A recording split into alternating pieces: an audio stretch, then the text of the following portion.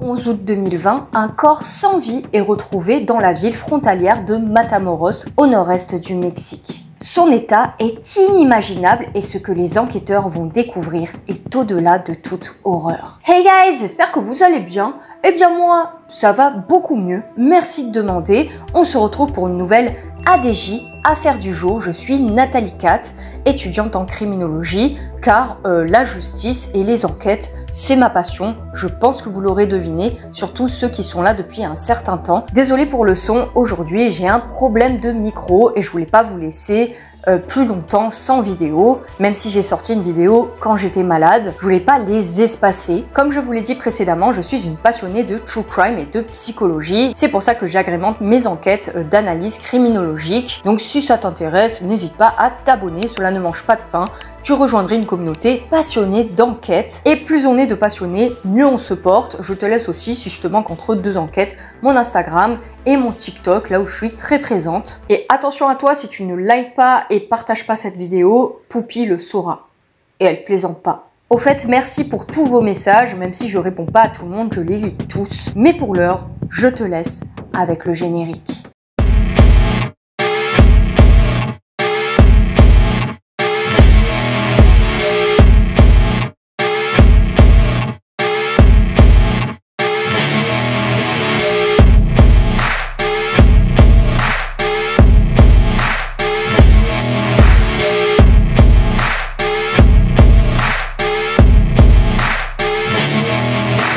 Elizabeth Flores est une jeune femme de 23 ans qui vit au Texas, à Brownsville. Elle a une fille de 4 ans et un garçon de 8 mois avec son compagnon. Il n'y a pas énormément d'informations à propos d'elle, mais on sait qu'elle est diplômée du lycée de Los Fresnos. Comment cette jeune femme va-t-elle passer d'une vie banale à une fin aussi funeste avec un corps mutilé? Une relation douteuse. Braulio Trevino Martinez est un homme de 39 ans et ce n'est pas n'importe qui cet homme-là, et je ne dis pas ça dans le bon sens car il se trouve que Braulio est un pédocriminel reconnu coupable. Il connaissait Flores et sa famille selon le Daily Mail, bien que la nature exacte de leur relation reste actuellement incertaine. Mais le 9 août 2020, Elizabeth va recevoir un appel de ce charmant jeune homme. Il lui dit cette information alarmiste. Son copain avait été kidnappé et elle avait besoin de traverser la frontière entre les États-Unis et le Mexique pour se rendre à Matamoros le plus vite possible. Il se trouve que Lisbeth Flores avait une relation à distance avec son conjoint qui était donc à Matamoros. Cette ville qui rime avec le mot morose et qui est aussi appelée Heroica Matamoros est une ville de l'état mexicain du Tamaulipas, merci Wikipédia, et en 2016 elle compte 1,5 million d'habitants. Ce n'est pas non plus un village, donc, car en plus la superficie est de 4045,62 km² et ce n'est pas négligeable. C'est un endroit qui est aussi appelé le lieu des beaux estuaires car il compte un beau nombre de beaux marécages. Bizarre de mettre beau et marécage dans la même phrase, vous en conviendrez. L'économie de la ville est principalement basée sur l'exportation. Mais trêve de blabla touristique, c'est justement dans cette ville, à l'extrémité nord-est de l'état de Tamaulipas, sur la rive sud de Rio Grande, qui marque la frontière avec les États-Unis, juste en face de Brownsville, j'espère que vous me suivez, que la jeune Lisbeth subira un tragique destin. Malgré le fait que Lisbeth et son copain avaient 2 enfants ensemble, ils vivaient donc une relation à distance, et elle va donc très mal vivre le fait que, et c'est un euphémisme, que Braulio, qu'elle connaissait bien, lui annonce que son conjoint avait été kidnappé. Imaginez-vous une seule seconde à sa place, une jeune maman désormais persuadée que ses enfants perdraient leur père. Et savoir son amour en danger va suffire à convaincre Lisbeth de partir immédiatement pour la ville. Pourquoi n'a-t-elle pas appelé la police? Les raisons sont inconnues, mais je pense qu'elle avait peut-être peur que cela n'empire la situation de son conjoint. Une disparition inquiétante. Elizabeth traverse à pied le pont international et passe un rapide coup de fil à sa mère, Maria Rubio, pour dire qu'elle avait quelque chose à régler au Mexique, sans rentrer dans les détails, et qu'elle rentrerait à la maison plus tard ce soir-là.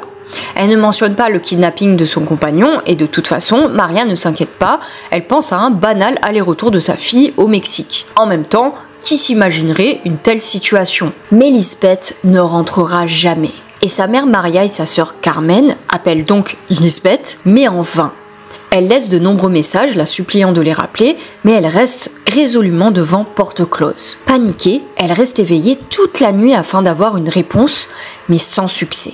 En désespoir de cause, elle contacte tous les proches de Lisbeth, ses amis, en quête d'informations. Et oui, vous pensez bien à ce à quoi je pense, elle contacte aussi Broglio. Et ce dernier dit qu'il n'a pas du tout eu de nouvelles de Lisbeth. Sacré menteur. Maria et Carmen s'empressent donc de contacter la police 24 heures après la supposée disparition de Lisbeth, donc le 10 août, police qui leur dit qu'ils ne peuvent rien faire. Une fois n'est pas coutume.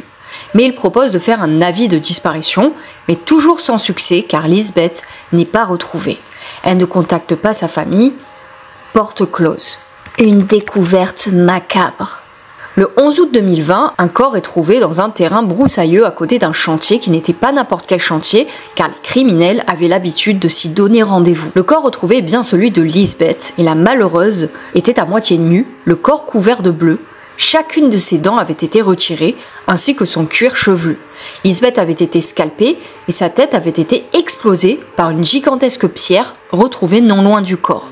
Un crâne non identifié est également retrouvé à côté de la dépouille. La famille est prévenue de la lugubre nouvelle et le légiste découvre après analyse que les causes de la mort étaient un traumatisme contondant dû au fracas de la pierre sur son crâne, donc la pauvre Lisbeth avait été frappée avec force à la tête. Les enquêteurs retrouvent aussi des empreintes sur le corps et la rentrent dans la base de données afin de voir si le coupable des faits macabres avait été fiché pour des faits antérieurs. Et évidemment, elle correspondait à celle de Broglio, un homme sinistrement connu de leur service. Des images de la scène de crime vont fuiter sur les réseaux sociaux et on y voit, alors j'ai pas recherché, mais j'ai lu la description, on y voit le corps de Flores sur le dos. Son t-shirt avait été retiré. Elle porte juste un soutien-gorge, des chaussures et une culotte. Les forces de l'ordre rapportent que le scalp de Flores avait été enlevé, ainsi que toutes ses dents par la force. Bon, en même temps, le terme par la force n'est que superflu, car qui a envie de se faire enlever toutes ses dents de son plein gré? J'ai déjà dit que Broglio avait un passé sombre. En effet, de 2006 à 2010, il est incarcéré après avoir été reconnu de 2 chefs d'accusation d'agression sexuelle sur mineurs. En fouillant son téléphone, la police retrouve un appel à Lisbeth sur le portable de Broglio. Ce dernier est donc arrêté le 18 août au sein de son domicile dans le lotissement de Molinos del Rey au Mexique. Le plan diabolique. Broglio révèle à la police qu'il avait manipulé Lisbeth en lui disant que son compagnon avait été enlevé dans le but de voler ensuite la jeune femme qui apporterait une rançon. Il l'a attirée dans le lieu du meurtre et tout a mal tourné selon lui car Lisbeth aurait senti que quelque chose n'allait pas. Tu m'étonnes, la dispute aurait mal tourné et c'est pour ça qu'il l'aurait tuée, escalpée et retiré toutes ses dents. Vous pensez comme moi que le motif de la simple dispute qui tourne mal ne colle donc pas. L'état du corps de Lisbeth implique que la jeune femme a atrocement souffert avant de mourir et a été torturée et probablement violée vu qu'elle a été retrouvée à moitié nue et vu le type d'accusation que Broglio avait eu devant la justice auparavant. Le gouvernement mexicain rapatrie le corps de Lisbeth aux États-Unis et un GoFundMe a été lancé pour couvrir les frais de l'enterrement. Madame Rubio dit à Telemundo « Perdre un enfant est exactement comme avoir son cœur arraché ». Parallèlement, il a été découvert que la zone de Matamoros où le corps de Elizabeth a été retrouvé a été pris d'assaut par les cartels ou gangs de malfaiteurs, si vous voulez, qui ont été à l'origine de plusieurs crimes. Alors, maintenant, je vous demande de vous asseoir, si ce n'était pas le cas, car vous allez être choqués. La police conclut l'affaire comme étant un vol qui aurait mal tourné, car Lisbeth s'était fait voler sa rançon pour délivrer son copain. Oui, vous avez bien entendu. La mère de Lisbeth dit qu'on avait arraché la vie de sa fille, qui avait tant de choses à faire et qui laisse 2 enfants orphelins, et qu'elle avait envie que les gens qui l'avaient fait souffrir subissent le même sort. Elle pense aussi que d'autres personnes ont été impliquées et n'ont pas payé pour ce qu'elles avaient fait. La sœur de Flores, Carmen, a révélé dans une publication Facebook que Martinez lui avait envoyé un texto en affirmant ne pas savoir où se trouvait sa sœur. « Je suis un peu plus en paix en sachant qu'ils l'ont eu. Il doit payer pour ce qu'il a fait. Et il n'en fera même pas assez pour ce qu'il a fait à ma sœur. Mais il vaut mieux qu'il soit enfermé qu'il arrive quelque chose à quelqu'un d'autre. » a-t-elle écrit en espagnol. C'est un menteur, un scélérat, qui m'a même envoyé un texto disant qu'il ne pouvait trouver Lisbeth nulle part à Matamoros. Mais il a laissé suffisamment de preuves. Cet homme est le coupable et les gens doivent l'accepter et arrêter d'en parler. Dieu est grand et tout se paie dans ce monde. Alors voilà maintenant ce que je pense de cette sinistre affaire. Avec le peu d'informations trouvées, je pense qu'effectivement, Lisbeth a été victime de plusieurs personnes. Et on a toutes les raisons de le penser. Car ces dernières années, Matamoros et de nombreuses villes frontalières du pays voisines de l'État de Tamaulipas ont été victimes d'un pic d'incidents violents impliquant le cartel del Nord-Est, alors désolé pour la prononciation, dit le cartel du Nord-Est et son escadron meurtrier, le tristement célèbre Tropa del Infierno, trop nul mon accent, ou le gang de l'enfer.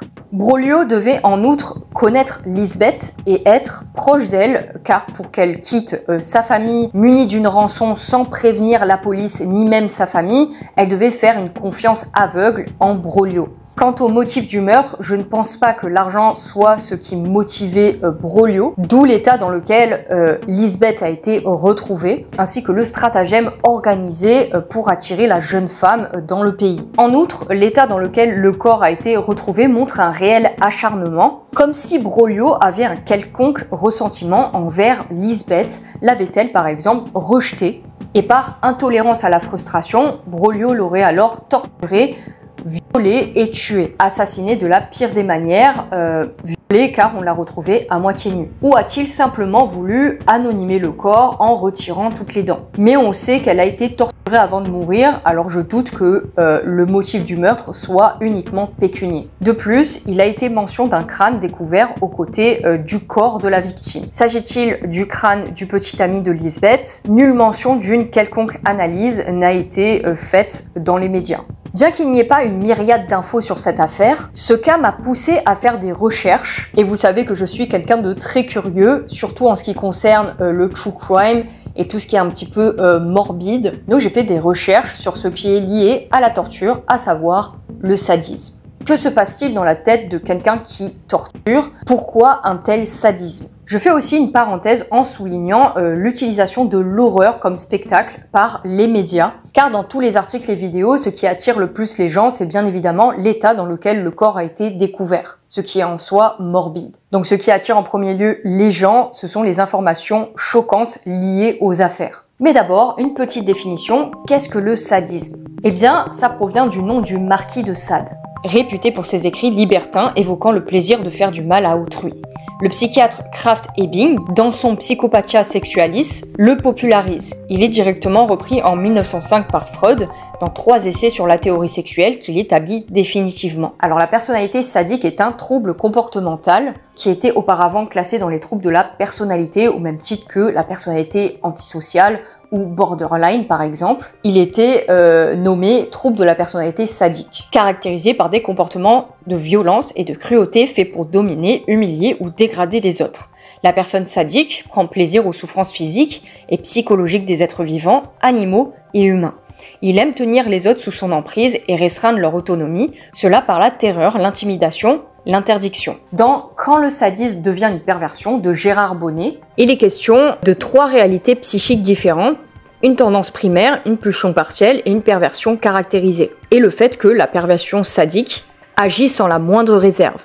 Freud l'a considérée en 1905 comme la plus fréquente et la plus significative de toutes les perversions. Le sadique est présenté d'emblée comme quelqu'un qui ne peut accéder à la jouissance sexuelle qu'à la condition de faire souffrir réellement la personne qu'il a choisie pour partenaire. Il s'en prend pour cela à des sujets fragiles et sans défense. Donc ça va du simple persécuteur par téléphone ou harceleur, au calomnieur, au meurtrier. Quand on écoute un sadique, il dit avoir été en proie au moment de son acte à une envie soudaine et incoercible de s'en prendre à l'autre réellement et de lui faire mal avec une violence qui a la mesure de cette poussée interne. En gros, un sadique ne peut accéder au plaisir suprême sans faire souffrir l'autre, que lorsqu'il a pu infliger à son partenaire une douleur extrême, ce qui veut dire qu'il l'utilise comme un moyen pour s'octroyer une satisfaction fondée sur la douleur de l'autre. Quant au but, ce n'est pas la satisfaction de faire souffrir, comme le dit Freud, mais le fait de braver les idéaux, défier la loi, autrement dit attirer plaisir d'une autre forme constitutive de l'accès au plaisir sexuel pour la psychanalyse, le plaisir que l'on éprouve à satisfaire les idéaux. Mais il jouait quant à lui des idéaux en négatif, vu qu'il enfreint les lois les plus sacrées en allant